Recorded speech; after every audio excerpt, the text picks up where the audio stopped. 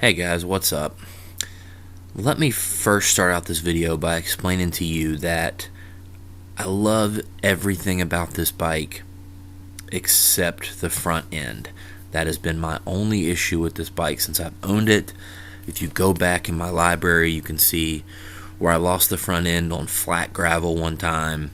It just feels really unstable on gravel roads, and that's what I ride 90% of the time. So I've had this bike up for sale for a while, and I almost sold it, guys. But used bike prices at the time of publishing this video are outrageous, and I had offers for more than I paid for it.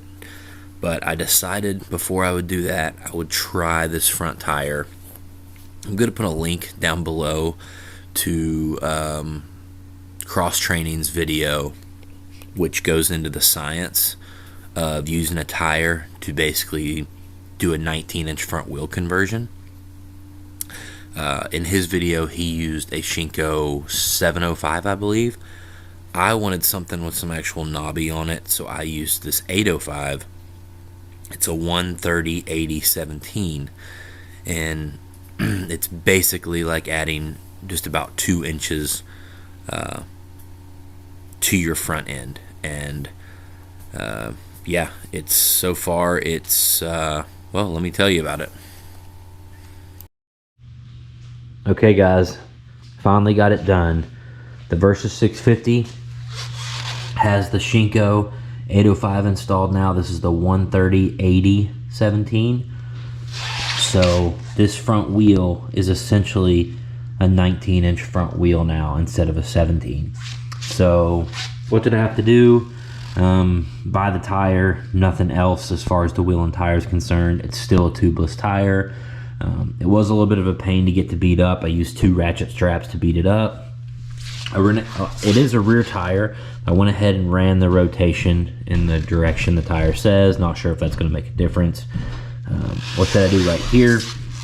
Shout out to my buddy Mike, who already had a couple of these acrylic brackets made for raising the front fender. So basically raised the front fender about 2 inches. I was able to get a bolt in the top of the acrylic bracket here, and then the lower one I just zip tied. And if you want to take the time, you could actually drill through your stock mount and tap it if you wanted for a bolt. I really didn't want to do that, so I just zip tied it. You guys know I don't mind zip ties and spray paint at all. A lot of people will switch out their this short crossover front brake hose. I don't understand where the problem is. I seem to have plenty of room. It does have to sit down lower. It can't sit up here in the stock bracket. So I don't know what I'm going to do long term, but for short term, I just put a zip tie there just to keep that from falling any lower. I don't want it to fall under the fender and get caught up in the tire or anything, but it works fine, guys. It's sturdy. It's not going anywhere. So I've just rode it around the parking lot for a second, and the bike feels amazing, even in the parking lot. There was kind of a problem with the seats, and people want to slide forward, so they would put washers under the front of the seat to keep from sliding forward so bad. You don't even need to worry about that now, because the front tire has lifted up the front end of the bike enough to where it's like a perfect, comfortable seating position now. Like I feel the seating position feels the same as any of the KTM adventure bikes I sit on. It's comfortable.